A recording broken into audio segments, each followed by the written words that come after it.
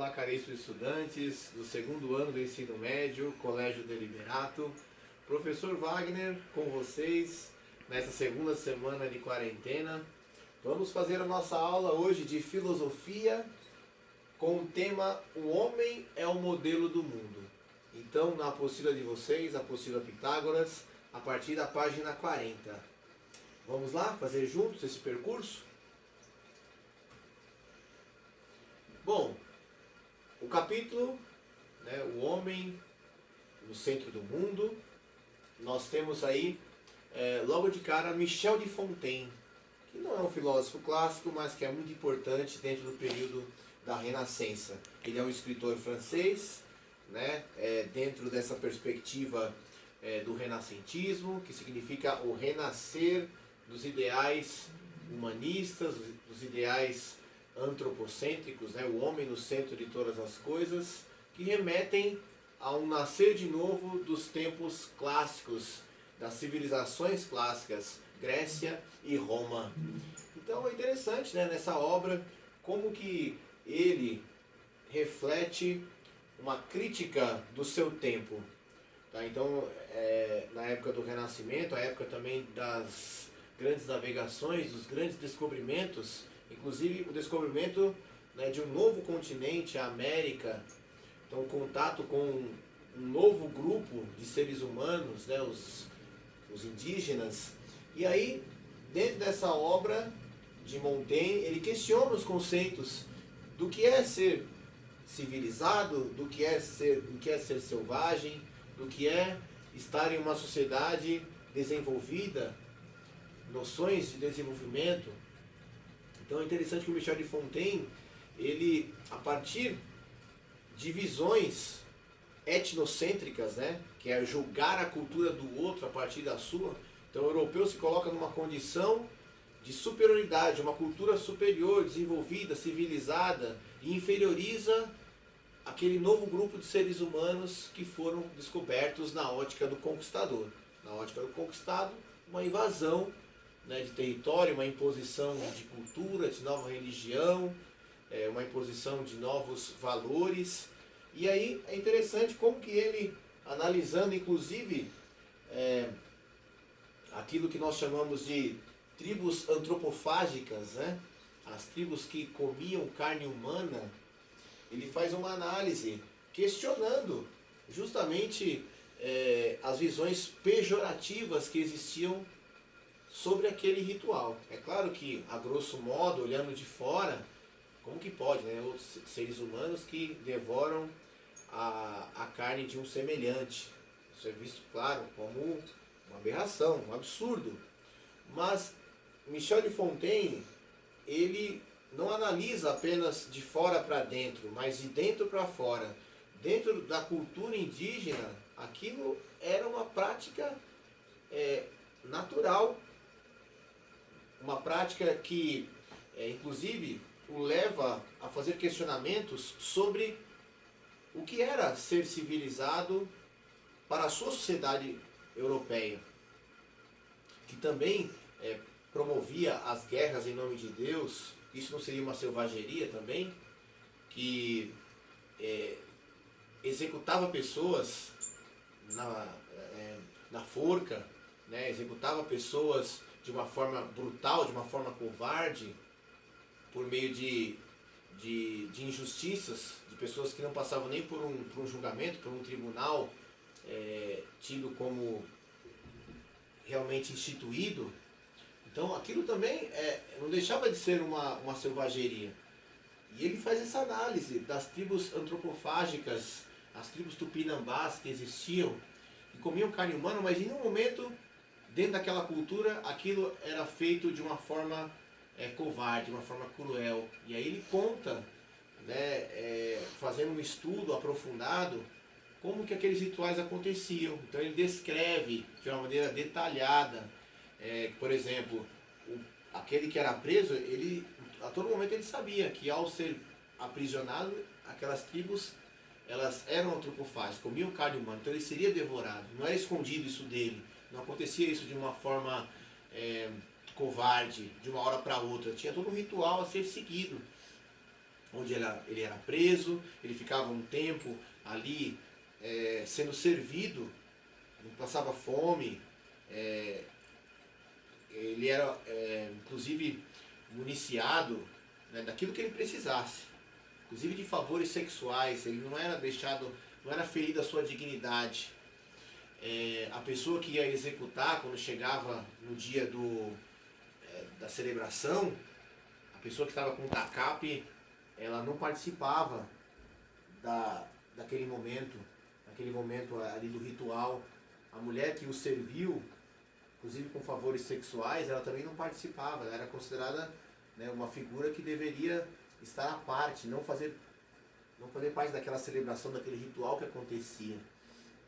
Então tudo isso ele coloca como que havia, até mesmo dentro desse ritual antropofágico de comer carne humana, que é visto como uma aberração, um absurdo, e mas como existia uma ética, né, uma busca pela melhor ação dentro da comunidade indígena que havia. Então esse é só um exemplo, tá, para dizer para vocês que como que ele, a partir dessa análise, ele faz um paralelo entre também a selvageria, a falta de civilidade que existia com o seu povo na Europa. E aí, né, a época de Michel Fontaine é a época do Renascimento, que é o renascer dos ideais clássicos, os ideais greco-romanos. Os ideais greco-romanos, que são ideais humanistas, ideais antropocêntricos, onde o homem está no centro de todas as coisas. No Renascimento, merece destaque esse conceito mecenato, né, que era a prática dos burgueses ricos de financiar artistas talentosos da época, seja da pintura, da escultura, da música, da ciência, da literatura. Então, essa era uma prática, né, o mecenato. Qual que é a ideia do mecenato, né?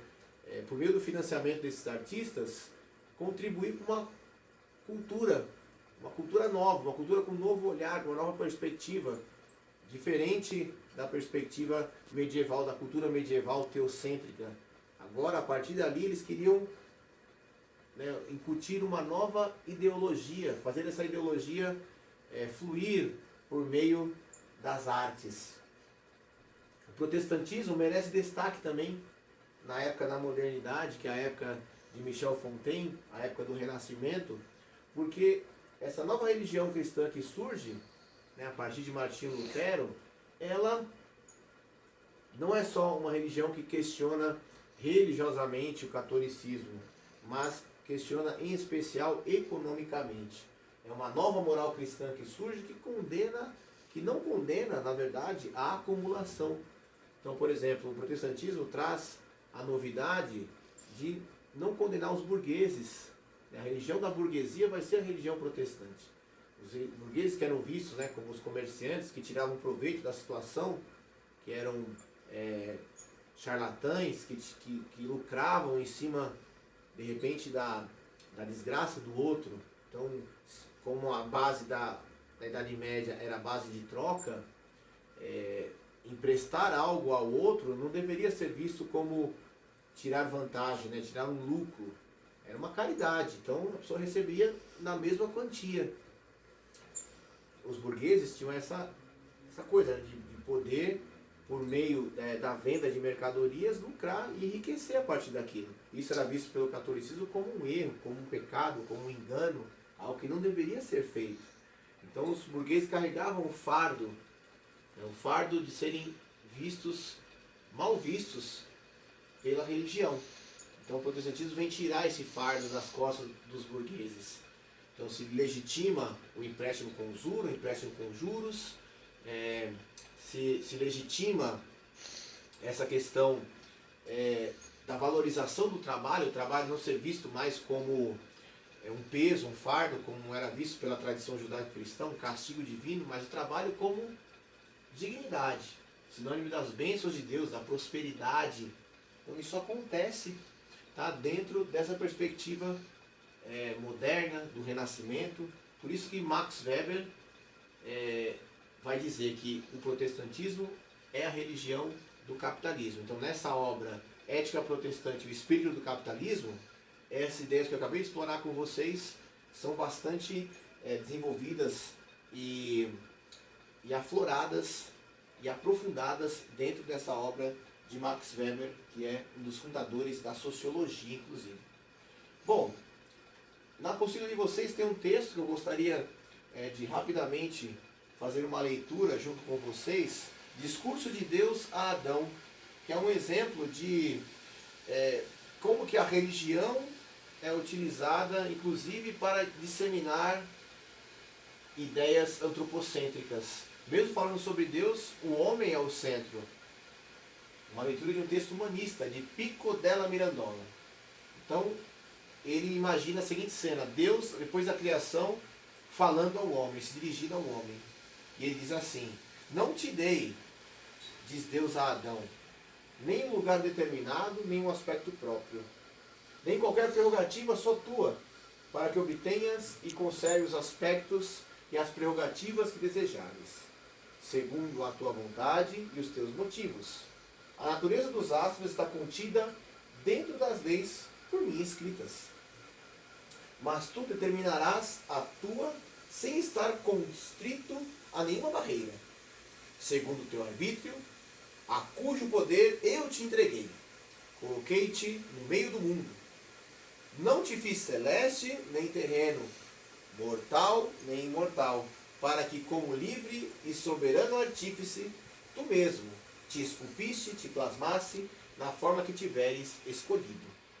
Tu poderás degenerar nas coisas inferiores, que não são brutas, que são brutas, e poderás, segundo o teu querer, regenerar-te nas coisas superiores, que são divinas. Então tem um tom poético, né, esse texto do Pico della Mirandola.